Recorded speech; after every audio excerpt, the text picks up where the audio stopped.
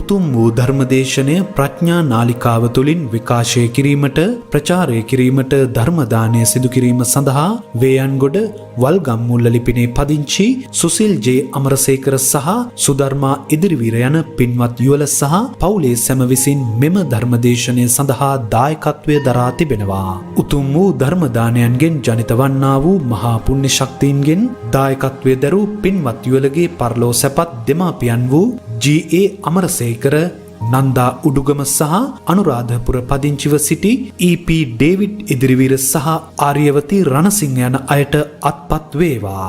දායකත්වයේ දරූ අය නමින් පරලෝ සැපත් වූ ජී.ඒ. සුබනේරි සිඤ්ඤෝ, යු.එම්.කේ. බණ්ඩාර, ආර්.එම්. බණ්ඩාර මැණිකේ, ජී.ඒ.ඒ. ගණේපොළ, ජී.ඒ. ආර්යරත්න, කරුණා අධිකාරී, ජස්ටින් ජයසේකර, විනිත් රූපිකා ජයසේකර, සී සුබසිංහ, අශෝක ඉදිරිවීර, ජේ.ඩබ්ලිව්. සමරනායක, ඩී.එම්. විල්බර්ට් පෙරේරා යන නම් සඳහන් ඥාති සමූහයාටද මේ පින් බලයෙන් ඔවුන්ගේ භවගාමී ජීවිතය යහපත් වේවා. දැනට සුජීවත්ව සිටින්නා වූ දායකත්වයේ දරූ අය ඇතුළු දායකත්වයේ දරූ අයගේ දූ දරුවන්ට සහ වැඩිහිටි සියලුම ඥාතීන්ට මෙන්ම සහෝදර සහෝදරියන්ටද මේ සද්ධර්ම ශ්‍රවණානිශංසයෙන් මේ භවයේදීම සසර කෙලවර කර ගැනීමේ දොරටු විවර වේවා. විශේෂයෙන්ම ගෞරවනීය දේශකයාණන් වහන්සේටත් ප්‍රඥා නාලිකාවේ සියලුම දේශකයාණන් වහන්සේලාටත් මේ උතුම් පුණ්‍ය මහිමෙන් චිරජීවනය සහ නිදුක් නිරෝගී සුව ලැබේවා. දැනට පවතින කොරෝනා වසංගත තත්වය නුදුරේදීම පහව ගොස් ලෝකවාසී ලක්වාසී සැමට උතුම් සද්ධර්ම මාර්ගය විවර වී සසර කතරින් එතර වීමේ වරම් හිමි වේවා කියා බලාපොරොත්තු වෙනවා. එසේම වේවා කියා ආශිර්වාද කරනවා. නමෝ තස්සේ භගවතෝ අරහතෝ සම්මා සම්බුද්දස්සේ නමෝ තස්සේ භගවතෝ අරහතෝ සම්මා සම්බුද්දස්සේ නමෝ තස්සේ භගවතෝ අරහතෝ සම්මා සම්බුද්දස්සේ ධම්මෝ හවේ රක්ඛති ධම්මචාරී චත්තං මහන්තං යතවස්ස කාලේ ඒසානි සංසෝ ධම්මේ සුචින්නේ නදුග්ගතින් ගච්ඡති ධම්මචාරීති.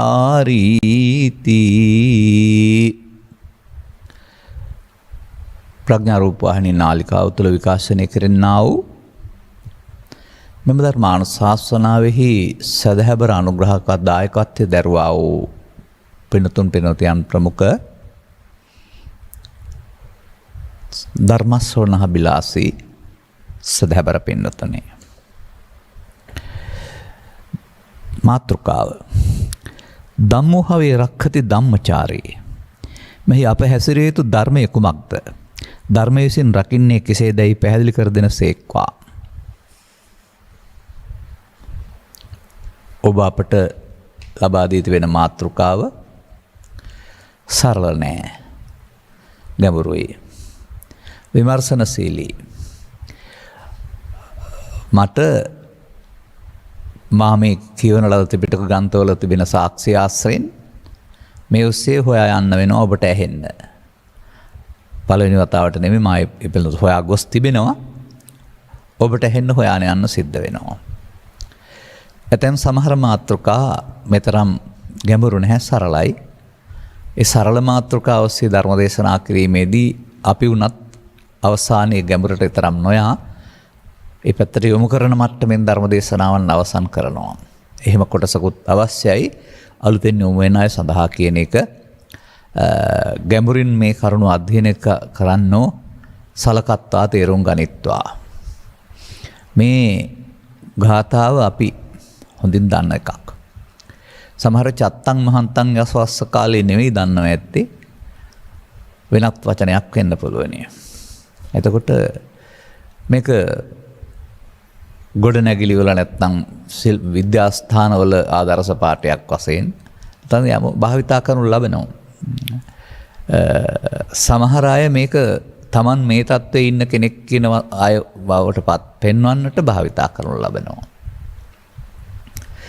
මේකේ සාමාන්‍යයෙන් තේරෙන අර්ථය ගත්තාම ඔබ දන්නවා ධර්මය රකින්නාට ධර්මයේ ආරක්ෂාව තියෙනවා.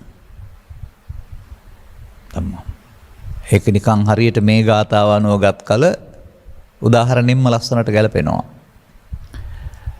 යම්සේ වැහි කාලයක ඔබ එළියට එලිමහංගනට ගියොත් තෙමෙනවානේ. හොඳයි ඔබ මහත් වූ කුඩයක් අරගෙන ගියොත් චත්තං මහන්තං යත යම් කාලයක යම් වැහි කාලයක දැන් කුඩේ ඔබට ලබා දෙන ආවරණයක් රැකවරණයක් වැස්සෙන් නොතැමීන්ට. අන්න මේ උපමා උපමේය කුමක්දයි හොයාගත්තාම අපට මේ ධම්මචාරය හොයන්න පුළුවන්කමක් තියෙනවා. එතකොට අර ධර්මයේ හැසිරීමේ ධර්මයේ සරණ කර ගැනීමේ ආනිසංස වශයෙන් ඒසානිසංසෝ තවත් කාරණයකුත් තියෙනවා. ධම්මචාරී මේ ධම්මචාරියා ධර්මයේ හැතරෙන්නා කිසි කලකත් දුගතිගාමී වෙන්නේ නැහැ කියලාත් කියනවා. අර මේ පදෝස්සේ අපට මේ වැතින ඉඟි මේ ඉඟි ඔස්සේ අපට බුදු සමය සඳහන් වෙන්නා වූ එබඳු බුදු අදනක් පිළිබඳව අනුවිතර්කණය අනුවිචාරණය මනසානුපෙක්ඛණය කියලා කියන්නා වූ නැවත නැවත කල්පනා කොට සිතා බැලීම තීක්ෂණ ලෙස බුද්ධිය යොදා සිතා බැලීම ඥානවන්තව ඒ වගේම සිතට සිතින් යොදා බැලීම සිතට යොදා බැලීම කියන මේ කරුණ ඔස්සේ තමයි අපට මෙම ගවේෂණය කරන්න සිදු වෙන්නේ. ගවේෂණ පදයේ අමුතුවෙන් කියලා දෙන්න අවශ්‍ය නැහැ. නමුත් ඒක අලුත් කෙනෙකුට දැනගන්න අවශ්‍ය වෙනවා. මේක ඉන්දියානු සමාජයේ ගවයින් නැති කරපු අය ගාව තිබිච්ච දෙයක්. වනාන්තරයට ගිහින් ගවයෙක් නැති වුනහම මේ ගවයා හොයන්ට යනවා. එතකොට ඒෂණය කියන්නේ හොයා යාම. සොයා හැසිරෙනවා. ගවේෂණය, ගවේෂණ, ගවින් සොයා යාම. එදා. නමුත් ඊට පස්සේ අද නම් ඒක දේශ ගවේෂණය, ධම්ම ගවේෂණය ඕනෑම සොයා යාම කියන අර්ථයට දේශයන් හොයා යාම. දේශ ගවේෂකෙක් කෙනා කොළඹස් එහෙම. නැත්නම් ධර්මයේ හොයන යනවා ධර්ම ගවේෂණය. ඒ නිසා ඒක හරකුන් හේවීම කියන අර්ථයට ගන්න නැතුව ඊට පස්සේ සොයා යාම. අන්න අපට දැන් මේ ඔබ වෙනුවෙන් මේ ගවේෂණයේ දෙන්න සිදු වෙලා තිබෙනවා.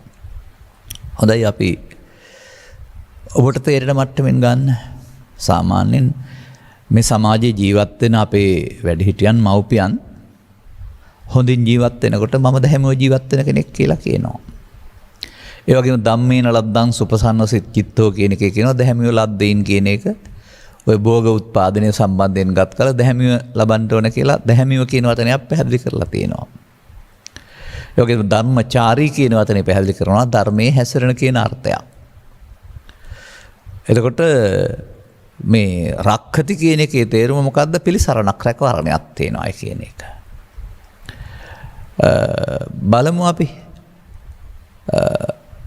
කම්මස්සකෝම්හි කම්ම දායාදෝ කම්ම යෝනි කම්ම බන්දු කම්ම පටිසරණෝ කර්මය පිළිසරණ කරන් තිබෙනවා. හරිද?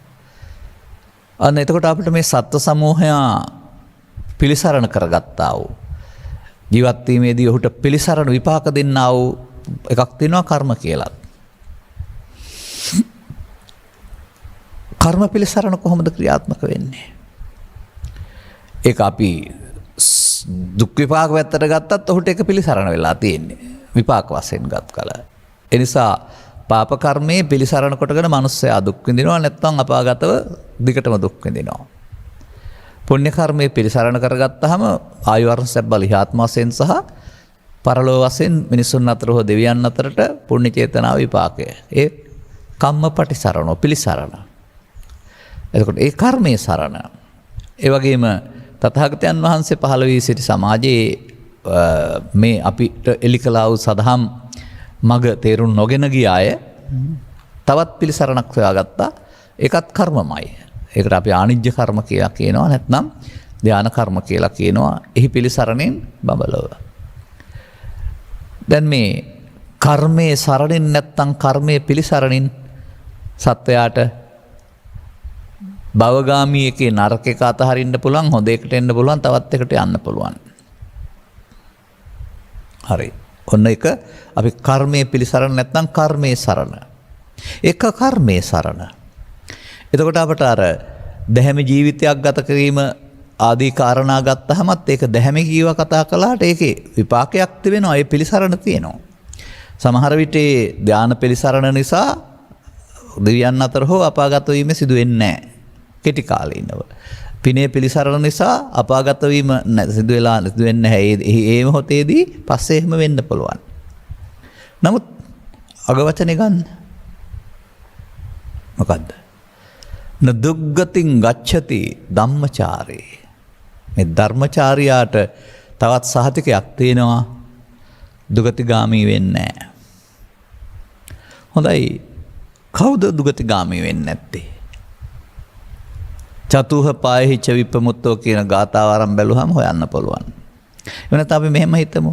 කටින පින්කමක් කරලා කල්ප ගණනාවක් තිස්සේ ඊතෝතින්සේ මහා කප්පේ නාවිජානාමි දුක්ඛතින් මහා කල්ප 30ක් තිස්සේ ගියේ නෑ, දුගතියට ගියේ නෑ. මොකද මේ කටින ආනිසංසය පිළිසරණ ලබලා. නමුත් ඔහු කෘතඥ මට්ටමින් ඒ ආනිසංස ලබලා තියෙන්නේ කල්ප 30ක් ඉවර වෙලා හරි පාර වැරදුනොත් දුගතිගාමි වෙන්න පුළුවන්. ඒ විපාක වාරයේ නිසා යන්න නැති වුණාට ඒක ඉවර වෙනකොට වෙන පැත්තකට හැරුණොත් ඔහුත් යන්න පුළුවන්. අර රූපී අරූපී ධානලාභීන්ගේ ධාන පරිවුණාම ඔවුන්ටත් ආපහු මේ දුක්ගතින් ඉඳ තියෙනවා. බුදු සමය සඳහන් පුද්ගලයා කවුද? මේ දුගතිගාමී නැත්නම් සතර අපායන් මිදුණ කෙනා. අන්න එතකොට අපට මේ ධම්මචාරී කියන ධර්මයේ හැසිරෙන කියන එකට තවත් අර්ථයක් හොයාගන්න පුළුවන්.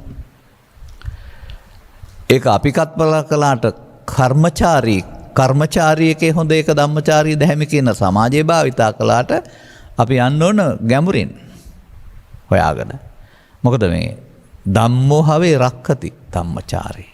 ධර්මයේ විසින් ධර්මයේ රකින්නාට ලැබෙන ධර්මයේ ආරක්ෂාව මොකක්ද කියලා හොයාගන්න වෙනවා.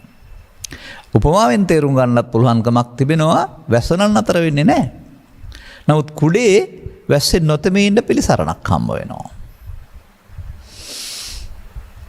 එහෙනම් අපි ටිකක් එක එක වචන අරගෙන මේ කාරණේ හොයලා බැලුවානේ. තවත් හොයන්න වෙනවා. තවත් හොයන්නේ මෙහෙමයි. මේ සමාජයේ අපි නරක දේ අතහැරමින් හොඳ දෙයට ධර්මයේ කිව්වට දරුවන් පව් කරන එක නරක දෙයක්, පව්පියන්ට සලකන එක, අසරණයන්ට පිහිට වෙන එක හොඳ දෙයක් ධර්මයේ කියලා කිව්වට ඒවත් තථාගතයන් වහන්සේ වැඩ හිටියනම් කියාවේ අරුත් වශයෙන් ගත් කල සුභාෂිතයි කියලා. සුභාෂිතයි කියන එකේ තේරුම ඒ භාෂිතය හොඳයි. නමුත් දේවතා සංයුක්තයේ දෙවියෝ ඇවිදින් ওই විදිහට කතා කිව්වහම කීප වතාවක සාදුකෝ මාරිස දානං ඉතින් එහාට මේක කියන්න යනවා. ඔබ කියපු හැම දෙයක්ම සුභාසිතයි. නමුත් මම කියන දෙයක් අහන්න කියලා උන්වහන්සේ සුපිරි දෙයක් කියනවා. දානංච ධම්ම පදංච සෙය්‍යා. දානෙට වඩා ධර්ම පදේම ශ්‍රේෂ්ඨයි.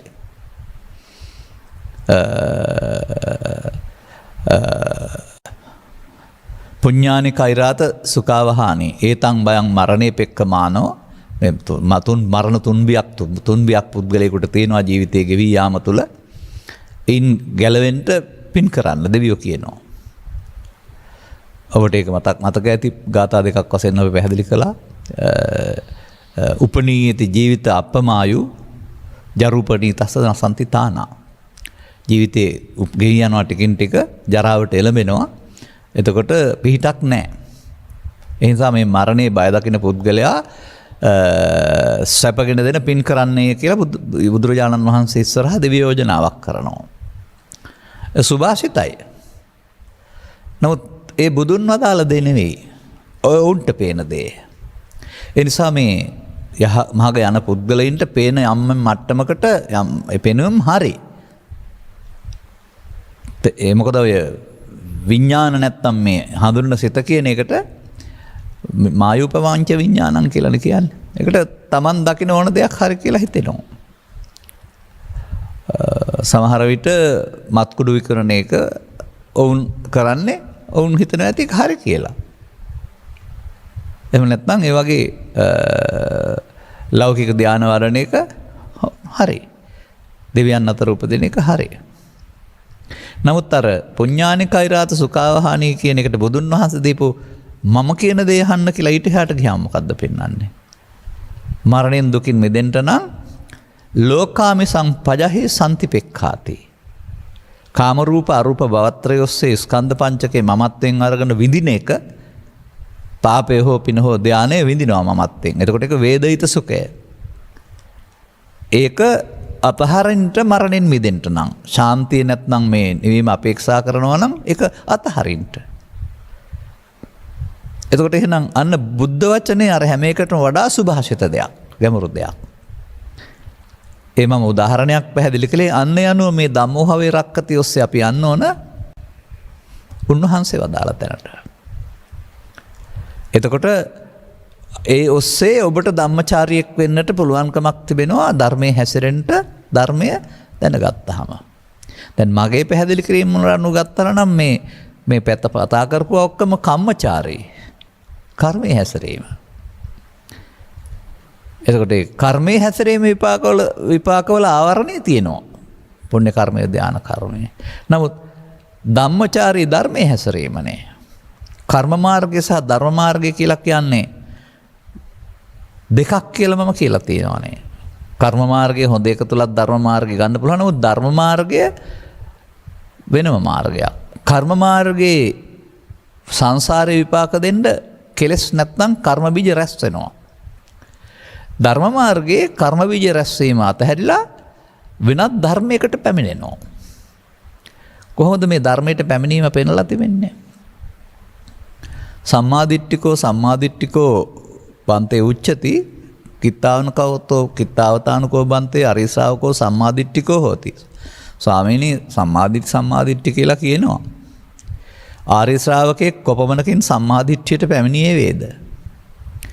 ධම්මෝ අවෙච්ච ප්‍රසාදේන සමන්නාගතෝ හෝති. ධර්මයේහි නොපිරිහෙන ශ්‍රද්ධාවෙන් යුක්ත වෙන්න වෙනවා.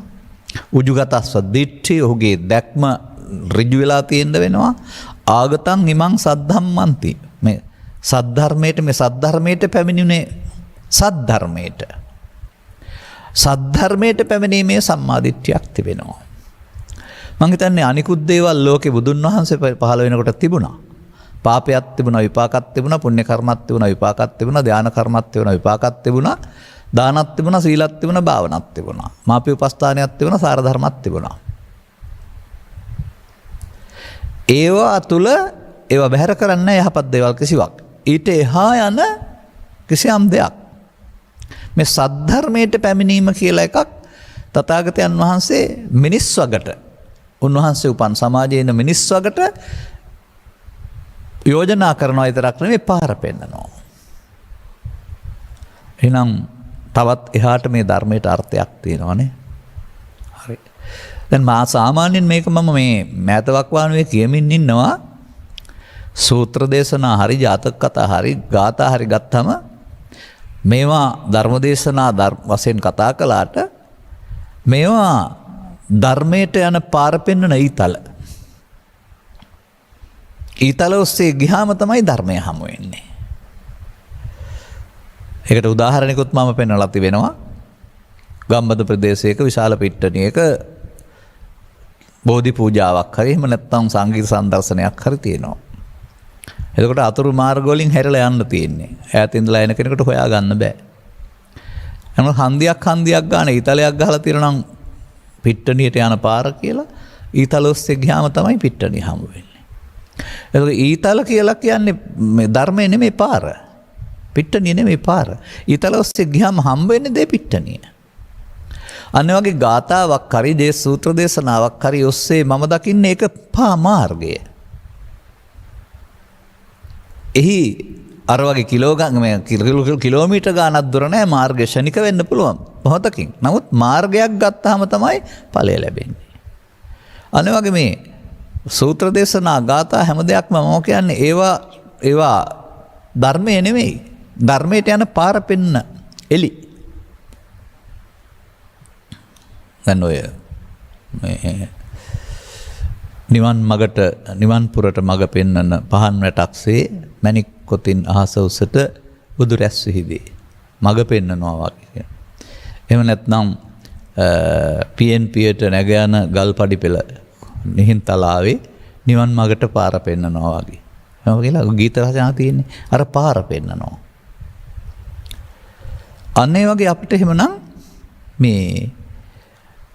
මේක හොයාගන්න පුළුවන් තව ටිකක් එහාට. ඒකෙන් අර සුචරිතවාදී ජීවිත කිසිවක් අපි ප්‍රතික්ෂේප කරන්නේ හෝ බැහැර කරන්නේ නැහැ කියන එකත් තේරුම් ගන්න වෙනවා. නමුත් අපි මේ හොයාන යන්නේ සැබෑ ධම්මචාරිත්‍රය. අර අග වචනේ තියෙනවා කොහොම තව කීවේ නැහැ. අපි බලමු. මේ සඳහා අපි උපයෝගී කරගත්ත ගාථා ධර්මයන් දෙකක් තිබෙනවා රතන සූත්‍රය තුල. නැවතත් මතක් කරමු අපි. කයං විරාගං අමතං පනීතං රාග දේශ මොහසේ කරන්නා වූ රාගය ක්ෂය කරන්නා වූ කයං විරාගං රාගය නැති කරන්නා වූ අමෘත සංඛ්‍යාත මිහිරි වූ ප්‍රණීත වූ යදජ්ජ ආසක්්‍ය මුනි සමාහිතෝ ශාක්‍ය මුනින්දයන් වහන්සේ කිසියම් ආකාරයක සමාහිත වූ ශාක්‍ය මුනින්දයන් වහන්සේ මේ අධ්‍යාත්මිකේ පවතිනා වූ නතේන ධම්මේන සමච්චකින්චි ධර්මයක් ගැන පැහැදිලි කරනු ලබනවා. ඒ උන්වහන්සේ සමාහිත වෙලා පැහැදිලි කරන ධර්මය හා සමාන ධර්මයක් නැත. ඉදං පිමේද ධම්මේ රතනං පනීතං ධර්මයේ පවතින උතුම් රත්න භාවයක්.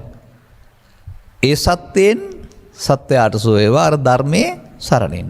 දැන් මේ ධර්මයේ කිව්වේ මංගල සූත්‍රයේද ජම්තක් සවතුන් සූත්‍රයේද එහෙම නැත්නම් සතිපට්ඨාන සූත්‍රයේද මොකද්ද? එහෙම සූත්‍රයක් ගන්න බෑ. මේ හැම සූත්‍රයක්ම ඊතලයක්.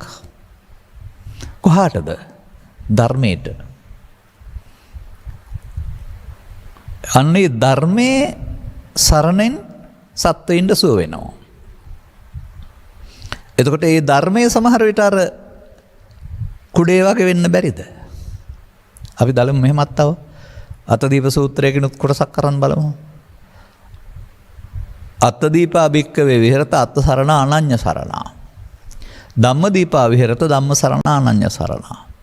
තමා සරණ කරන ජීවත් වෙන්න කවුරු සරණ යන්න එපා ධර්මයේ සරණ යන්න. ධර්මයේ දියුණක් කොටගෙන ආසය කරන්න. දීපං කෛරාත මේදාවි යං ඕගෝ නාබි කීරති. දියුණක් හදාගන්න ඕගයන්ගෙන් හේදිලා යන්නේ නැති. එතකොට මේ කාම භවෝග ඔස්සේ දිය වෙලා යන නැත්නම් ඇවිදින්න සිදු වෙන යට අහු වෙන්නේ නැති මේ බුදුන් වහන්සේ පෙන්වන දීපය දිවයින කුමක්ද? මේ ඔක්කොම අරගත්තේ මම එක දෙයක් පෙන්වන්න. අපි බලමු තවත් එකක්. යං බුද්ධ සෙට්ඨෝ පරිවන්නයි සුචින්. සෙට්ඨෝ ශ්‍රේෂ්ඨ බුදුරජාණන් වහන්සේ යම් කිසියම් විශේෂයෙන් වර්ණා කළා පරිවන්නයි සුචින් සමාධි. පිරිසිදු සමාධියක්. පරිවන්නයි සුචින් සමාධිමානං තරිකඤ්ඤමාහෝ. ඒක ආනන්තරික සමාධිය කියලා කියනවා ඒකට. වෙනත් අඤ්ඤමාහු වෙනස් සමාධියක් නැහැ. සමාධිනා ඒ සමාධිය හා සමාන වෙන සමාධියක් සමාන සමාධියක් නැහැ. ආනන්තරික සමාධිය. ඒකට තමයි මොකද්ද වෙන්නේ? ඉදම්පි ධම්මේ. මෙයද ධර්මයේ තියෙන රත්න භාවයක්. ඒ සත්‍යයෙන් සත්වයින්ද සොයවා මොන සත්‍යෙන්ද? ආනන්තරික සමාධියේ සත්‍යෙන්. දැන් මම දකිනවා බුදුරජාණන් වහන්සේ ධර්මයේ දියුණක් කොටගෙන වාසය කරනවා. උන්වහන්සේට ගලපන්න පුළුවන් වැස්සට කුඩේ ඉහලා ඉන්නවා තෙමෙන්නේ. සාරිපුත්‍ර මොග්ගල්ලාන ආර්ය පරපුර ධර්මයේ දියුණක් කොටගෙන වාසය කරනවා. දැන් ඒක කාමභෝග භවෝග වලට අහු වෙන්නේ නැහැ. කායස විදෝ පරම්මරණ ඕග වලට යන්නේ නැහැ. එමත් නැත්නම් ලෝකේ පවතින ලාභාලාභ සැප දුක් නින්දාප සංසා කියන චෝදනා එල්ල වෙනවා බුදුන් වහන්සේටත්. ඒ තමයි වැස්ස. වස්ස කාලේ. නමුත් උන්වහන්සේ මේ එකක්වත් බාරගන්නේ නැහැ, එකක්වත් රිදෙන්නේ නැහැ උන්වහන්සේට. තථාගතයන් වහන්සේ අරලෝ දහමේ කම්පා නොවුසේ කියලා දරුවන්ට උගන්වනවා අපිත් එහෙම ඉන්න බලමු කියලා. ආදර්ශේ නම් හොඳයි. එහෙම වෘතග්ජනින්ද බැරි බව තමයි මට තේරෙන්නේ. උන්වහන්සේලා එහෙම ඉන්නේ ඇයි? උන්වහන්සේලා වැස්සට කුඩයක් කියලා ගත්ත නිසා. එහෙනම් මේ වැස්ස ජීවත් වෙන්න නොතෙමි ඉන්න වැස්සට කුඩයක් ඕන. ඒ කුඩය තමයි බුදුරජාණන් වහන්සේ මේ ධම්මචාරියට ලබා දෙන්නේ. වැස්ස නවත්තන්න කියන්නේ නැහැ. දැන් බුදු චරිතය අරන් බලන්න. අපි අද කල්පනා කරන ශ්‍රේෂ්ඨත්වය සහ ගරු කිරීම අපි අද ඔක්කොම ගරු කරනවා. නමුත් එදා සමාජයේ උන්වහන්සේට සියලු දෙනාම ගරු කළාද? නෑ. ගරු කළේ උන්වහන්සේ අදාළ දේවල් දුටු අය. ටික්ලේශී භාවයේ වටිනාකම දුටු අය. ඒ උන්වහන්සේ එලි කළ සත්‍ය නිසා පහර වැදුණා නම් යම්කිසි ආගමික කණ්ඩායමකට ඔවුන් ද්වේෂ කළා, දොස්බස් කිව්වා, චෝදනා කළා, බොරු චෝදනා. ඒ වැස්ස නේද? ඒ වැස්ස. නමුත් තෙමුනේ නෑ. අටලෝ දහමේ පුට්ටස්ස ලෝක ධම්මේහි චිත්තං යස්ස නකම්පති. මෙන්න ධම්මචාරී ධර්මයේ හැසිරෙන. මම නම් එහෙමයි දකින්නේ. ඒකයි මම ඔබ වෙනුවෙන් මම මේක හොයනවා කියලා කතා කළේ. ඔබටත් ධම්මචාරියෙක් වෙන්නට එහෙනම් බුදු සමය සදහම් මතුන වෙලාවක මේ ධර්ම දිවයිනට මේ දීපය හදාගන්න බලුවනි ඕගයන්ගෙන් හේදිලා යන්න ඇති. නැත්නම් අටලෝ දහම නැමති මේ ලෝ දහම් හමුවේදී අකම්පිතව ජීවත් වෙන්න පුළුවන් වචන යොදන්න බෑ කොහොමත් අපි යෙදුවට තැනක් කියලා කතා කරනවා. දැන් මේ සතර සූත්‍රයේ ගාථා දෙකේ පෙන්වන ධර්මය කියන්නේ ආනන්තරික සමාධිය නම් බුදුන් වහන්සේ බුද්ධත්වයට පත් වෙලා හොයාගත්තා වූ නැත්තම් බුද්ධත්වයට පත් වීම තුළ උන්වහන්සේ සැපැමිණි තැන නේද? බුද්ධෝසෝ භගවා බෝධාය ධම්මං දේශේති. පරිනිබ්බුතෝසෝ භගවා පරිනිබ්බානාය ධම්මං දේශේති. නිවනට පැමිණිලා ඉඳගෙන ධර්ම දේශනා කරනවා.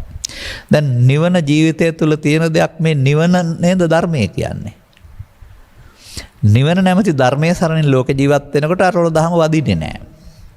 නිවන නැමැති ධර්මයේ සරණින් ජීවත් වෙනකොට කාම භවෝග දිට්ඨි යෝග වලින් හේදිලා යන්නේ නැහැ ජීවිතෙන් එහා පැත්තට. යං ඕගෝ නාබිකීරති.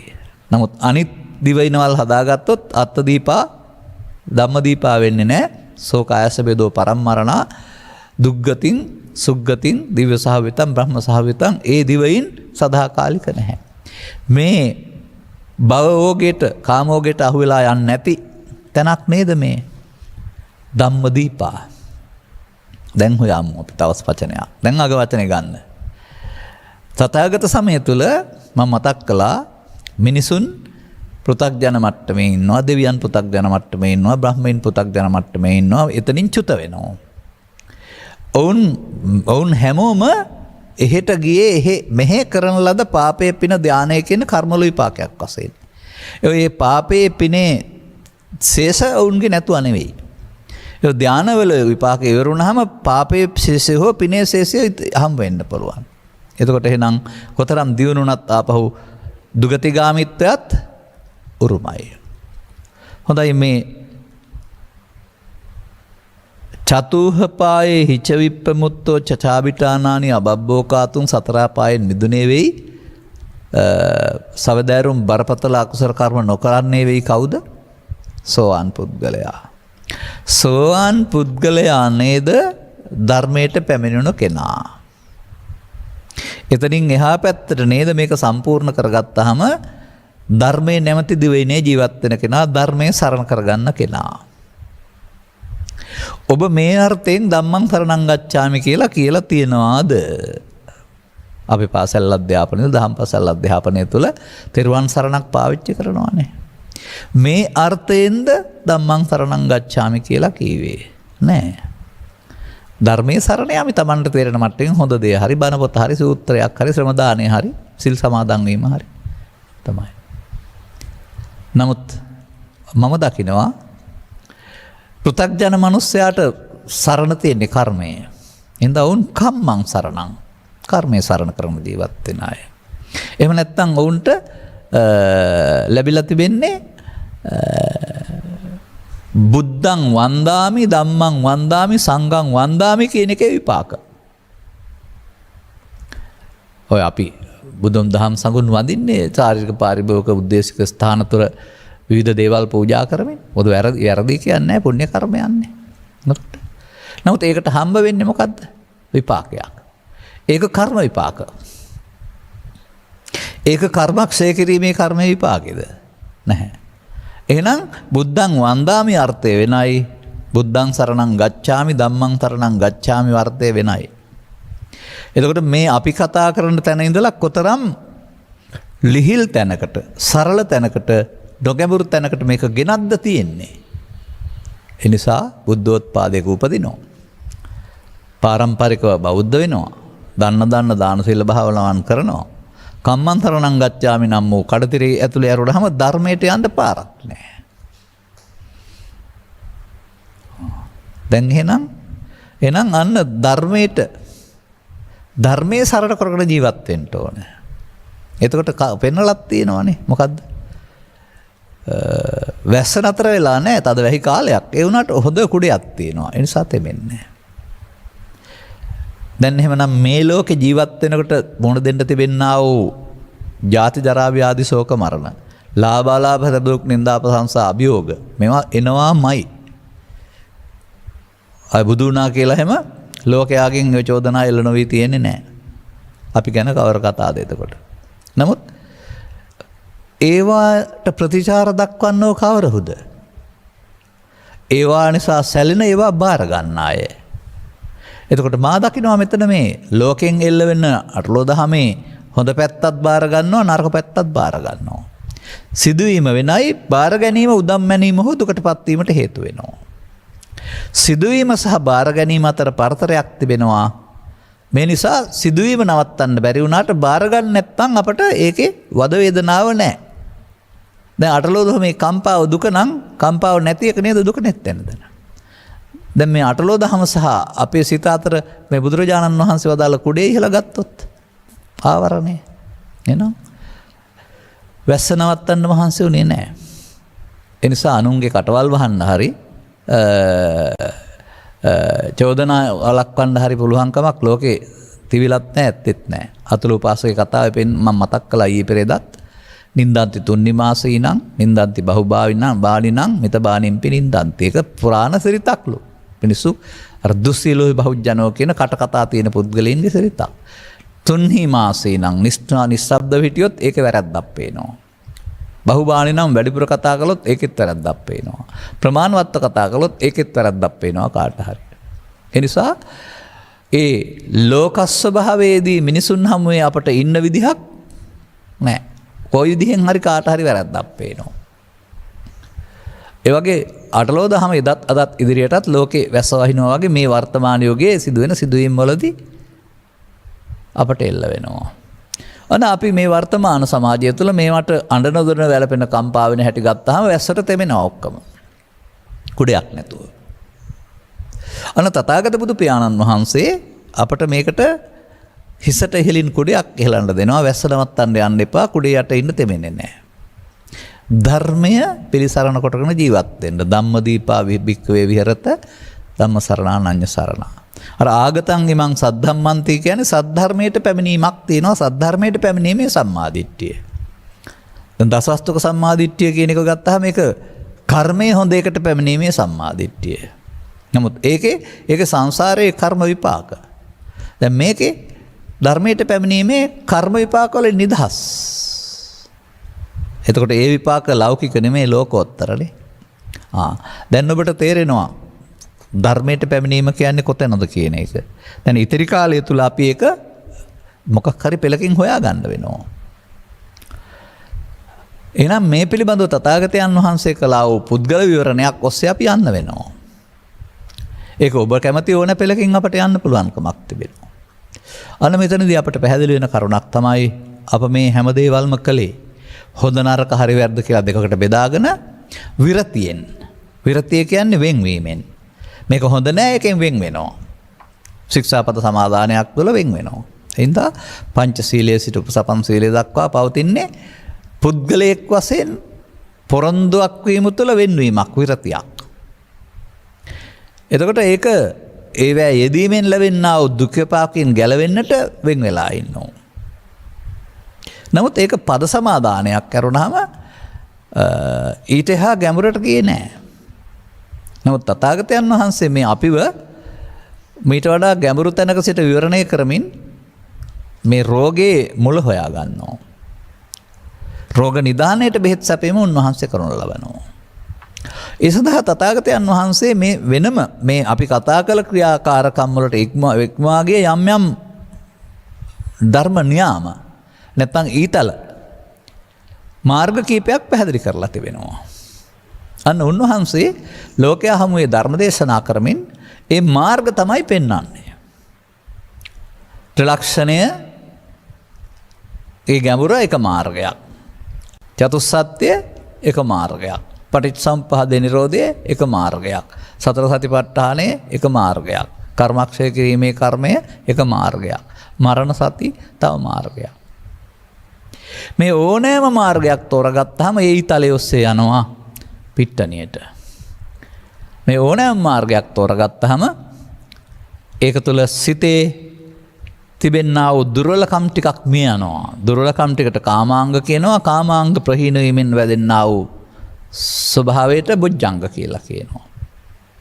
අර අපි අර මෙතෙක් කතා කළපු කාරණාවල බොජ්ජංග සම්බන්ධ වුණේ නැහැ. එහෙනම් අපට අපිව සරණ කරගන්නට අපිව මීට වඩා පේන්න ඕන. දැන් ඔබට ඔබ පේනවා සතුන් මරන්න නැති කෙනෙක්, හොරකම් කරන්න නැති කෙනෙක්, සිල් සමාදන් වෙන කෙනෙක්, මාපිය උපස්ථාන කරන කෙනෙක්, සසුනේ රැක්මට ආරක්ෂාවට කාලය ධනය සමය කැප කරන කෙනෙක්, දාන සීල භාවනා වඩන කෙනෙක්. පේනවා ඔබට. තව මදි පේනවා. තව ඇතුළතට කිඳා බහින්න ඔබ ළඟ. බුදුන් වහන්සේ වදාළ පරිදි. එතකොට ඔබට තේරුම් ගන්න පුළුවන් වෙනවා වේවි අපි පැහැදිලි කරපු ධර්ම කරුණු අනුව අපි ජීවත් වෙනකොට මම මේක ආයන්න ඉඳලා පැහැදිලි කරන්නේ මේ අහපු ප්‍රශ්නය අනුව ගත් කල මෙයාට මේක තේරෙනවායි කියලා කල්පනා කරනවා. සත්තා ගච්ඡanti සංසාරෝ ජාති මරණ ගාමිනෝ කියන විපල්ලාස සූත්‍රයේ සත්වයා උපදිමින් මැරමින් සසර ඇවිදින්නේ. ඒ කියන්නේ අපාය හරි දිව්‍ය ලෝකේ හරි බ්‍රහ්ම ලෝකේ හරි සත්වෙක් වශයෙන් සසර ඇවිදින්නේ මොකක් නිසාද? විපල්ලාසයක් නිසා. විපල්ලාසයක් කියන්නේ විකෘති කොට ගැනීමක් නිසා. කුමක්ද විකෘතිය? අනිත්‍ය නිච්ච සංඤිනෝ දුක්ඛේ දුක්ඛ සංඤිනෝ අනාත්තානි අත්තාති අසුභේ සුභ සංඤිනෝ. අනිත්‍ය දුක්ඛ අනාත්ම අසුභ නම් වූ ප්‍රകൃතිය හමුවේදී නිත්‍ය සුඛ ආත්ම නම් වූ විකෘතියක්. යමෙක් සසරේ අපායේ දිව්‍ය ලෝකේ බ්‍රහ්ම ලෝකේ යනවා නම් ඒ යන්නේ ඔහු ගන්නා වූ සංස්කාරයේ නිත්‍ය සුඛ ආත්ම නම් වූ විකෘතිය නිසා. දැන් ඔහු ගන්නා වූ සංස්කාරය කුමක්ද? එතකොට අපිට සංඛාර සරියුත් මහරහතන් වහන්සේ සහතික කළ නැත්නම් පිළිගත්ත බුදුන් වහන්සේ දේශනා කළ උන්වහන්සේලා දෙන්නාගේ එකඟතාවය මත තියෙනා වූ චිත්ත අභ්‍යන්තරයට හේතු වශයෙන් එකතු කරන්නා වූ අර්ථයෙන් ගැඹුරට වැස ගන්නා වූ කියන අර්ථයෙන් අභි කියන පදයෙන් යොදලා අපුඤ්ඤාභි සංකාර. එතකොට අපුඤ්ඤාභි සංකාරය නිත්‍ය සුඛ ආත්ම නිසා තමයි දුගතිගාමී වෙන්නේ. ඒක හොඳ නෑ කියලා එකතු කරගන්නා සංකාරය පුඤ්ඤාභි සංකාරය. පුඤ්ඤාභි සංකාරයත් අභි කියන පදේ පෙන්වන අනාගත විපාකයක් සඳහා හේතු ඉතුරු වීම. එතකොට පුඤ්ඤාභි සංකාරය උට නිත්‍ය සුඛ ආත්ම නිසා තමයි කායස්ස වේදෝ පරම්මරණ සුග්ගතින් දිව්‍ය සහව්‍යතං. මේ එහා ගිහින් මිනිසුන් එකතු කරගන්න අபிසංකාරයක් තමයි ආනිජ්ජාවි සංඛාරය ධානක්සල් කියනක. එයින් පරලෝක ගියාපුවම රූපී අරූපී බඹතලව. දැන් සත්වයා සසර ඇවිදින්නේ අපුඤ්ඤාභි පුඤ්ඤාභි ආනිජ්ජාභි සංඛාර කියන තුලින්. නමුත් ඒකේ බුදුන් වහන්සේ වදානවා ඇවිදින්න වෙන්නේ නිත්‍ය සුඛ ආත්ම නම් වූ මිත්‍යා දෘෂ්ටිය තුළ. දැන් හරිද? දැන් බුදුන් වහන්සේ පහළ වෙලා කරුණු පැහැදිලි නොකරන තාක්කල් මිනිස්සුන්ට මේ පවපින ධානය ඔස්සේ දියුණු වෙන්න පුළුවනි. නමුත් ඒකේ තියෙනා වූ අනිත්‍ය නිච්ච සංඤිනෝ දුක්ඛේ සුඛ සංඤිනෝ අනාත්තානි අත්තාති අසුභේ සුභ සංඤිනා නම් වූ මේ මිත්‍යා දෘෂ්ටිගත සත්තා. සත්‍යයා මේ මිත්‍යා දෘෂ්ටි ගත වීමෙන් ඉපදෙමින් මැරෙමින් යන ගමනකට අහු වෙලා ඉන්නවා. දැන් හරිද? දැන් එහෙනම් අපි පාසල් ගිහින් දහම් පොතපත හදාරමින් අනිත්‍යයක් ඉගෙන ගත්තට පාඩම් කරුවට ඇහැට පේන හැම දෙයක්ම අනිත්‍ය දැක්කට බුදුරජාණන් වහන්සේ වදාළ මේ විපල්ලාසය අප තුළ තිබෙනවා අපි දන්නේ නැහැ. කියන්නේ අපි බාහිරෙන් අනිත්‍යයක් ගැන කතා කරනවා දකිනවා. නමුත් ඒ බාහිර වස්තුන් වල වෙනස් වීමේ අනිත්‍යයක් ත්‍රිපිටකයේ විග්‍රහ වෙන්නේ නැහැ. බාහිර අනිත්‍ය කියලා ගත්තාමත් කතා කරන්නේ වස්තු සම්බන්ධයෙන් නෙමෙයි. අධ්‍යාත්මික අනිත්‍ය බාහිර අනිත්‍ය කියලා කතා කරන එකෙන් ගන්න අධ්‍යාත්මික ඇඟේ ඇතුලේ තියෙන කොටස් බාහිර පිටපැත්තේ තියෙන කොටස් කියලා නෙමෙයි. අධ්‍යාත්මික කියන එකේ තේරුම ඇස කන නාසය දිවකය. බාහිර කියන එකේ තේරුම ඒකට හම්බ වෙන රූප ශබ්ද ගන්ධ රස අරමුණ. අරමුණ කියන්නේ බාහිරේ තියෙන එකක් නෙමෙයි ඒක ආසෙන් හිතේ උපදින දෙයක්. එහෙනම් බාහිරේ මොනවටවත් සම්බන්ධ නැහැ ඒක. නමුත් ලෝකේ පටන් ගත් දවස පවතින දන්නා විපරිණාමී නැත්නම් වෙනස් වීම අනියත බව.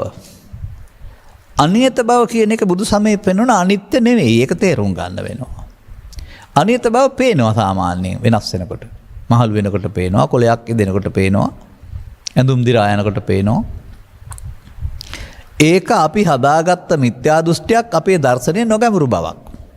බුදුවරු කරපු දෙයක් ඕක බුදුවරෝ නෑ ඕක කියලා දෙන්න. ඕන කෙනෙකුට කියලා දෙන්න පුළුවන්.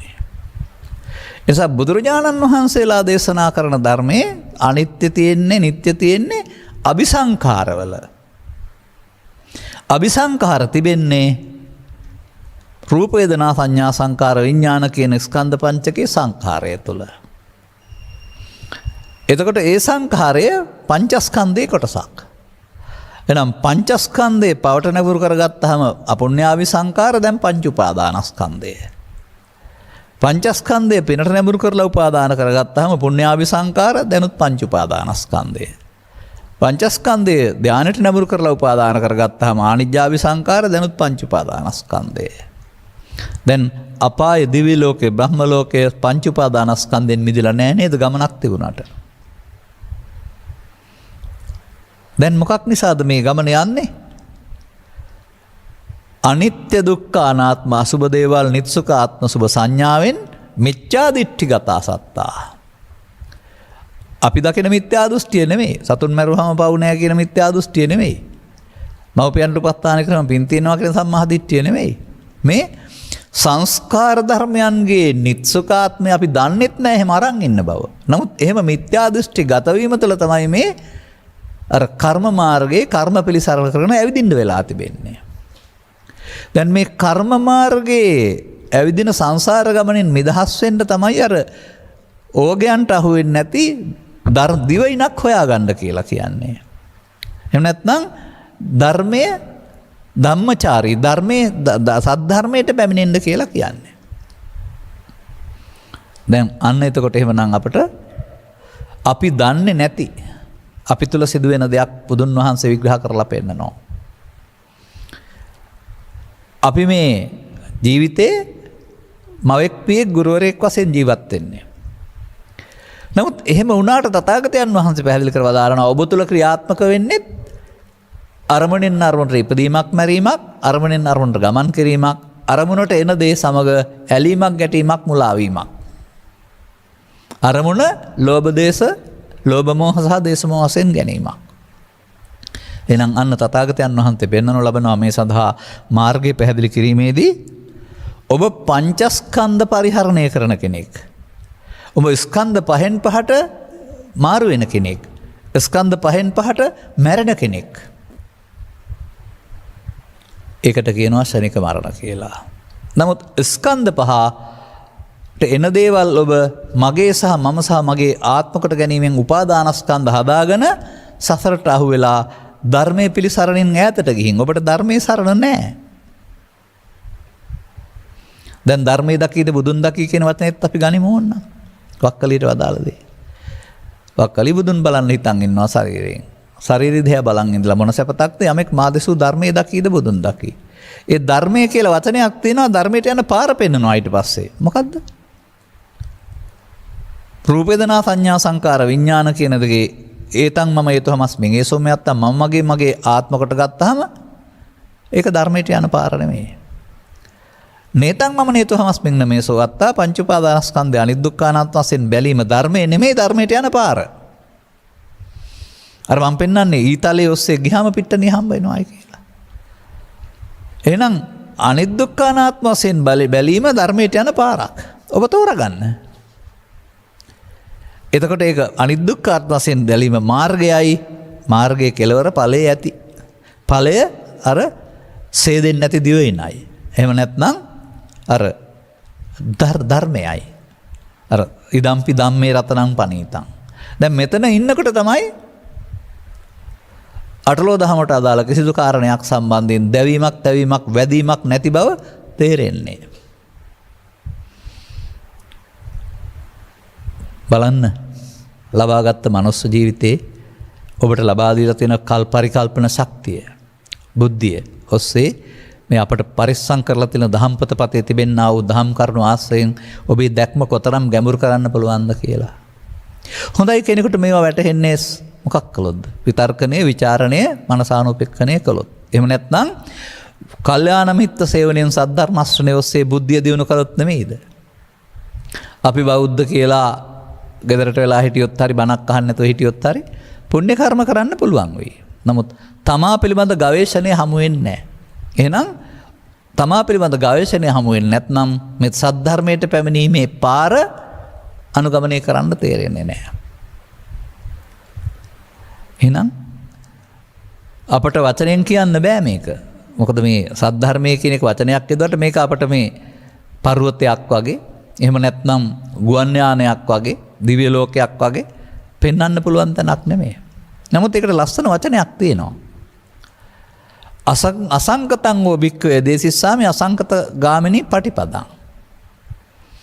මහණෙනි මම ඔබට අසංකතයයි අසංකතයන පාරයි කියන්න හදන්නේ. ගතමංච භික්ඛවේ අසංකතං. අසංකතං හේතුන්ගෙන් හටගත්තේ නැති තත්වයක්. හේතුන්ගෙන් හටගත්තේ ඒවා ඔක්කොම අර දිවයින් බිඳ වැටෙනවා. රාගක්ඛයෝ දේසක්ඛයෝ මෝහක්ඛයෝ අසංකතං. අසංකතං කියන්නේ නිවීමට ඒකට රාග දේශ මොහ ෂය වුණාම හමු වෙන දේ අසංකතේ. එතකොට එහෙනම් මා දකිනවා නිවන තියෙන දෙයක් ජීවිතය ළඟ තියෙන්න ඕන දෙයක්. ජීවිතේ තියෙන්න ඕන දෙයක්. අන නිවන මුල් කොටගෙන ජීවත් වෙනවා කියන එක තමයි මම දකින්නේ මේ ධර්මයේ සරණ ධම්මචාරී ධම්මෝහවේ මේ ආරක්ෂාව. මේ ධර්මයේ ආරක්ෂාව බලපුවාම එතකොට ජාති ජරා ව්‍යාධි ශෝක මරණත් නැහැ මරුට ගෙනියන්නත් බෑ. අටලෝ දහම ලෝකෙ සිද්ධ වෙනවා ඒ වැතර්ජනයක් නැහැ. ඉතින් මේක කොච්චර වචනෙන් කතා කළත් අත්දකින්න නැතුව බෑ නේද? අන්න ඒක තමයි අර ඒහි පස්සික කියන්නේ. ඇවිදින් බලන්න කොමිතෙන්ට. මේ අවේදිත සුවයට එන පාරේ ඇවිදින් මේක දැකලා බලන්නකෝ කියලා කියන්නේ ඒකනේ. එහෙම එකක් නැද්ද කියලා. ඒක නිවන් දකින්නවා කියන්නේ. නිවන් දැනගන්නවා නෙවෙයිනේ. ඇස් දෙකෙන් දකින්නවත් නෙවෙයි. ඒක අපි කතාවේ ප්‍රත්‍යක්ෂ කරගන්නවායි කියන එක. සාක්ෂාත් වෙනවා කියන්නේ ඒකනේ. එහෙනම් ඔන්න දැන් අපි හුඟක් දුර ආවා. ඔබේ ගාතාවට සාධාරණ ඉටු කරමින්. එහෙනම් දැන් තේරුම් ගන්න වෙනවා එදිනෙදා ජීවිතයේදී ඔබට ඕනෑම කටයුත්තක් කරනකොට ඇස කන නාසය දිවකය උදව් කරගෙන පහළ වෙන්නේ ඇසට එන රූපය, කනට එන ශබ්දය ආදී කොට ඇති පස්දොරට එන්නා වූ අරමුණු හෝ මනෝද්වාරයට එන්නා වූ ලෝභ දේශ මොහ පවපින් අරමුණක් මුල් කොටගත්ත අරමුණ විඳින, අරමුණ හඳුනන, අරමුණේ ඇලෙන ගැටෙන ඒකාකාර දැල ගන්නා වූ රූප වේදනා සංඥා සංකාර නම් වූ පොකුරක්. එකක්. ඒක අපට මේ බුදුන් වහන්සේ හමු නොවන සංසාර ගමනේදී මේකට එන දේවල් අපි එක ඇලෙන්න ගැටෙන්න මුලා වෙන්න. ඇලීමෙන් මුලාවෙන් ගන්න, ගැටීමෙන් මුලාවෙන් ගන්න පුරුදු වෙලා තියෙනවා. එතකොට පංචස්කන්ධයට එන දේ ඇලීම මුලාවත් මම මගේ කොට ගැනීම, ගැටීම මුලාවත් මම මගේ කොට ගැනීම, ස්කන්ධ පංචකේ මගේ මම මගේ ආත්ම කොට ගත්තාම පංච උපාදානස්කන්ධය. නම් පංච උපාදානස්කන්ධය තුල ධර්මයේ පිළිසරණ නැහැ. පංච උපාදානස්කන්ධා දුක්ඛ හරිනේ. උපාදානේ බයං දිස්වා ජාති මරණ සම්භාවේ උපාදානේ ජාති මරණ ගෙනත් දෙන්නා වූ උපාදානයේ බියක් වශයෙන් දැක ඔබට උපාදානයෙන් මිදෙන්න පුළුවන් නම් ජාති මරණ නැහැ. එහෙනම් උපාදානයෙන් මිදීම මුල් කොටගත් පාරකදී තමයි අපට මේ දහම් දිවයින හම්බ වෙන්නේ. අසංකතය. එතකොට ඒක කාමෝග භවෝග වලට අයිති නැහැ. මරුට ගෙනියන්න පුළුවන් සීමාවෙ නැහැ. ඒ වගේම ලෝකේ ජීවත් වෙනකොට නම් අටලෝ දහම නැවති වරසාව දිවා රාත්‍රි දෙකේ එල්ල වෙනවා චෝදනාව. නමුත් කුඩේ යට එන්නේ හින්දා තෙමෙන්නේ නැහැ. ඉතින් මේ ආර්ය පුද්ගලයන් සතුව පවතිනා වූ මේ සැනසීම දුක නැති එකම නේද? අරලෝ දහමේ කම්පාව නැති එකම නේද? ඔය මම දකින්නේ ඔය නිවන් ප්‍රාර්ථනා කරනවා නිවන් දකින්නවා කියනට වඩා ඔක තියෙනවා ත්‍රිපිටකේ ලස්සන වචනයක්. සියලු දුක් කෙලවර කරන්නේ වෙයි. දුක් කෙලවර කරලා බලන්න. දුක් කෙලවර කරලා බලන්න ඕන. ඒක දුක් ඔබට තේරෙනවා නම් ඒක කෙලවර කරන්න වෙනවා. ඒ නිසායි මම අර ධර්මදේශනා කීපයකදී ඔබට මතක් කළේ ඔබ අවුරුදු ගණනාවක් තිස්සේ දැඩි හිස රදයෙන් පෙළෙන කෙනෙක් නම් මේ හිස රදේ වේදනාව ඔබ දන්නවා. ඒකට ඔබ කැමති නෑ. ඒක දුකක්. හොඳයි ඒකෙන් ඔබ නිදහස් වෙනවා. වෛද්‍ය උපදෙස් අනුව හෝ නැත්නම් එදා දවසට ඔබට නිින්ද ගිහින් අවදි වෙනකොට හිස රදේ නෑ. දැන් හිස රදේ දුකයි. නැති වුණා කියලා මොකද්ද ලැබුණේ? හිස රදේ නැති එකම නේද සැප කියන්නේ. ඒ නිසා මේ දුක නැති එකම නේද බුදුන් වහන්සේ මේ දුකක් නැතුව ජීවත් වෙන්න පුළුවන් එක නේද මේ පෙන්වන්නේ. ඉතින් මාර්ගඵලයක් කියලා හරි නිර්වාණ සැප කියලා හරි මොනවා හරි බලාපොරොත්තු වෙනවද දන්නේ නැහැ අමුතුවෙන්. ඔය බාහිර ලෝකේ ලැබෙන්නේ සහතික උපාදි තෑගි හිම. ඒ වගේ. ඒ නිසා තමයි එහි පක්ෂය වලින් පෙන්වන්නේ පැමිණ බලන්න. පැමිණ බැලී බලන්න ගත්තාම එහෙමනම් ඔන්න අපි එකපාරක් පැහැදිලි කරවදාලේ සසර ඇවිදින්නේ අපාය හරි දිව්‍ය ලෝක හරි බ්‍රහ්ම ලෝකේ හරි ඒ පුද්ගලයාගේ දර්ශනය රූප වේදනා සංඥා සංකාර නම් ස්කන්ධ පංචකය පවේපිනේ ධානයේ උපාදාන කරගෙන උපාදාන තුළ තමයි ඒ ගමන තියෙන්නේ. බුදු සමයේ මිනිසත් බව ලබාගත් මනුස්සයාට පංච උපාදාන ස්කන්ධයේ තේරුම් අරගෙන උපාදානෙන් දුරු වීම මුල් කොට ගත්ත මාර්ගයක්. අන්න ඒ ධර්ම මාර්ගයේ උපාදානෙන් මිදීම ධර්ම මාර්ගයේ ගියාපම ධර්මයේ හමු වෙනවා. දැන් ඉතින් අපි පිළිගන්නවානේ සතර අපායෙන් මිදුනේ වෙයි කවුද? සෝවාන් පුද්ගලයා. එහෙනම් සෝවාන් ඵලයට පැමිණීමත් සමග බුදුන් දැක්කා, නිවන් දැක්කා කියන එකේ තේරුම මේ අසංකතය. එහෙම නැත්නම් මේ ලෝභ දේශ මොහ ෂේ වූ තැන පිළිබඳව කිසියම් ඉවක් වැටුණා. සංසුන් මනස පිළිබඳව, ඒකාග්‍රතාවය පිළිබඳව. එහෙම නැත්නම් අපි කතා කරන උත්තරීතර හුදකලාව පිළිබඳව. එහෙම නැත්නම් ඔකේ pāli භාෂාවේ තියෙන විවේක කියන වචනේ. රාජකාරී විවේකය හෝ පාතලේ විවේකය නෙමෙයි. ඒ වැඩ නවත්තලා ගන්න විවේකයක් නෙමෙයි. මේ භික්ෂු භික්ෂුණී උපාසක උපාසිකා පිරිස් විවේකයට කැමතියි කියලා තියෙනවා. ඒ කාලේ විවේකය නෙමෙයි කාය චිත්ත උපදි වල පීඩනේ නැති තැන. උපදි කියන්නේ උපාදාන කෙලෙස්නේ. උපදි විවේකය. විවේක මනුබ්‍රූහයේ. අන්නේ විවේකයේ හමු වුණාම විවේකයට කැමති වෙනවා. එතන ඉන්න කැමති වෙනවා. එහෙනම් ඔබට අන්න දැන් පෘථග්ජන මට්ටමේ ඉඳගෙන බුදුරජාණන් වහන්සේ වදාළ මේ ධර්මයේ සරණ ලබන්න බෑ නේද? මම කාලයක් තිස්සේ කියනවා නේද ධම්මන්තරණං ගච්ඡාමි වළංග වෙන්නේ මාර්ගඵලලාභීත්වයෙන් එහාට කියලා. ධර්මයේ සරණ වෙන්නේ කියන එක. ඒ අර ඔබ වගේම මේක හොයාන ආපු නිසා. ඒක එහෙම විග්‍රහ කරලා නැහැ කවුරුත්. ඒ නිසා ඒක වැරදි කියලා අපිට චෝදනා එල්ල වෙන්නත් පුළුවන්. නමුත් චෝදනා නෙමෙයි වැදගත් වෙන්නේ. චෝදනත් අර අයිති වෙන්නේ අර අටලෝ දහමට අදාළ කාරණා සහ ද්වේෂ සහගත නැත්තම් ඊර්ෂ්‍යා සහගත දෙයක් වෙන්න බැරි නෑනේ. නමුත් අපි ඇත්තනම් පිළිගන්න ඕන මේ මෙතෙක් මේ කරුණ ඉදිරිපත් කළේ ත්‍රිපිටකයේ පුරාම තියෙන සූත්‍ර සහ ගාථා ආශ්‍රයෙන්නේ. ඒ කරුණ ඔක්කොම අනුව අපට පැහැදිලි වෙන්න වෙනවා. ආගතං ඉමං සද්ධම්මන්ති. එහෙනම් පංච උපාදානස්කන්ධේ පරිහරණය කිරීමේදී ඒකට මගේ ආත්ම කොට ගැනීමෙන් සසරට බැඳෙනවා නැත්නම් භවයක් හදනවා. පංච උපාදානස්කන්ධේ උපාදාන අල්ලගන්න නැත්නම් වර්තමාන මොහොතේ අල්ලා නොගැනීමෙන් උපාදාන නොවි ස්කන්ධ පහම යන විට භවය කැඩෙනවා. එතනින් සසර කැඩෙනවා. භව නිරෝධෝ නුබ්බානං කියලා පොත තියෙනවා ඊට පස්සේ. ජීවිත අවසානයේ නෙමෙයි ස්කන්ධ පහෙන් පහට භවපච්චයා ජාති භව තණ්හා උපාදාන භවුනොත් ජාති උපදින්න හේතු ඉතුරු වෙනවා. තණ්හා උපාදාන භව නැත්නම් අවිද්‍යා සංකාර නෙමෙයි විද්‍යාවමුක්ති භව නිරෝධෝ නිබ්බානං. මොහොතක් පාසාම භව නිරෝධය කරන්නට අපිට ඊට පස්සේ ඔන්න වීරිය කරන්න වෙනවා, සතිමත් වෙන්න වෙනවා. භව ගාමිත්වයේ පමාද විහාරී භව නිරෝධයට සති තියෙන්න වෙනවා. අන්න සතිය අවශ්‍ය තැන. සසර හදන්න සතියක් ඕන නැහැ. පෘථග්ජන ඕන පුද්ගලයකට පව අල්ලා ගැනීමෙන්, පින අල්ලා ගැනීමෙන්, ධානය අල්ලා ගැනීමෙන් සසර හදන්න පුළුවනි. මේ මොහොතේ තමා සසර හදන්න අවශ්‍ය පියවර තබන්න ඉදිරියට අවිද්‍යා සංකාර මේ මොහොතේ තමයි ඉදිරියට සතර හදන්න නැතු වෙන්න අවිද්‍යා සංකාර දුරු කරලා විද්‍යාවේ මුක්තිය ලබන්නේ. එතකොට මොහොතක් පාසාම මේ ස්කන්ධ පංචකයේ නිර්වශේෂව නිරෝධ වෙනවා නම් ධර්මයට පැමිණෙනවා. අර මේ මම දන්න කතාවක් කියනවා මේවා සාමාන්‍යයෙන් මගේ මනසේ තියෙනවා මතක් වෙනවා මේක මෙතෙන්ට මේක විහිළු කතාවක් නමුත් මේකේ අදාළත්වයක් තියෙන නිසා කියන්නේ. දැන් බුදුරජාණන් වහන්සේට ඉබ්බයි නරියයි කතාවේ ඒක කියන්න පුළුවන්කමක් තිබෙන්නේ ඒක අදාළ නිසානේ. දැන් රාජසභාවේ විවේක අරගෙන රජුරෝයි ප්‍රෝහිත බ්‍රාහ්මණයයි දෙන්න පොන්චි සාදයක් කවුරුත් දන්නේ නැහැ. එතකොට රාජසේවකයෙක් ඇවිදින් මේ එන්න අවසර තියෙනවා රාජසේවකයෙකුට විශේෂයෙන් දූතයෙකුට රජතුමාට ආචාර කරනවා. සරද මහරජ කියලා.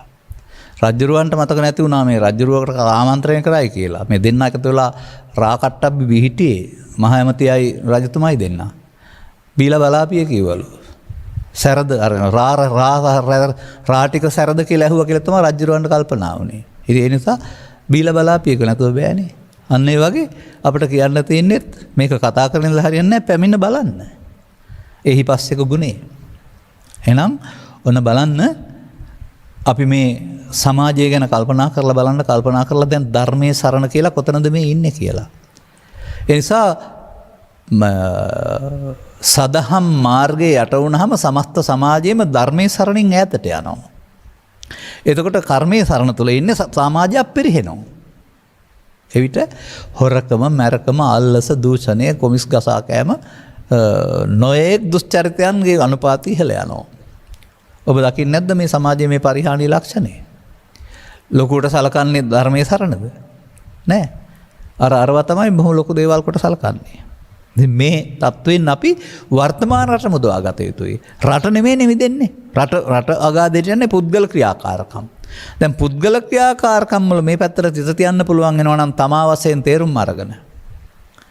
ඔවුන් එතකොට ධම්මෝහවේ රක්කති ධම්මචාරී යනවානේ.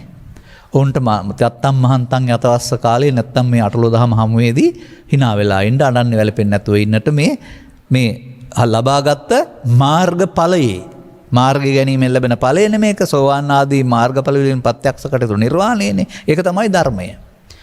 මේ ඵලය ලබාගත් පුද්ගලයාට අහෝසුකම් කියන්න පුළුවන් වෙයි. ඒ නිසා ඔබත් මේ කරුණ පිළිබඳව විමර්ශනශීලී වෙන්න. මේකේ කච්චායන මහරහතන් වහන්සේ වැනියයි පැහැදිලි කරලා තිබෙනවා ඔය සුතමේ ඥානය කියන වචනය බුදුන්ගෙන් හෝ එබඳු ශ්‍රාවකයෝගෙන් සවන් දීම තුළින් ඇතිවෙන්නා වූ අවබෝධය කියලා. අහලා සෑහීමටපත් වෙන්නේ නැතුව මදි නම් කල්පනා කරලා බලපුවම සුතමේ ප්‍රඥා ඊට පස්සේ ඒකේ ඇත්ත පැහැරෙනක ප්‍රචින්තාවේ ප්‍රඥා කියලා කියනවා. දැන් අනුගමනීය ප්‍රතිපදාවක් තුළ ක්ලේශයන් ප්‍රහීනකොට භාවනාමය ප්‍රඥා කියලා කියනවා. මේ මග තෝරාගෙන අනුගමනය කරන්න කැම්බීම් මැනුම් පැළඳුම් අවශ්‍යයි, යුතුයකම් ඉටු කිරීම අවශ්‍යයි, වෙන බැහැර වෙන්න අවශ්‍ය නැහැ. නමුත් ලබාගත් ජීවිතයේ සදහම් හමුවීම තුළ කරන්න ඕන මේ විප්ලවය ඔබ තනිව කළ යුතුයි. ඔබ වෙනුවෙන් උපදේශයන් පමණයි ලැබෙන්නේ. එබැවින් ධර්ම මාර්ගයට අවතීර්ණය වී තථාගතයන් වහන්සේ හෙළි කළ වදාළා වූ මේ ධර්මයේ රසය භුක්ති විඳින්නට ඔබටත් කොටස්කරුවෙක් වෙන්නට, එහි හිමිකරුවෙක් බවට පත් වෙන්නට මෙම කරුණු පැහැදිලි කිරීම උපනිශ්‍රේවා හේතු ආසනා වේවා කියන සුභාශංසනීය ප්‍රාර්ථනා කරමින් ධර්මානුශාසනාව මෙතකින් අවසන් කරනු ලබනවා. සබ්බීත්‍යෝ විවජ්ජන්තු සබ්බ රෝගෝ විනස්සතු මාතේ බවත් අන්තරායෝ සුඛී දීඝායුකෝ භව. හැම දිනාටම තෙරුවන් සරණයි. දේශක්ඛයෝ නිබ්බානං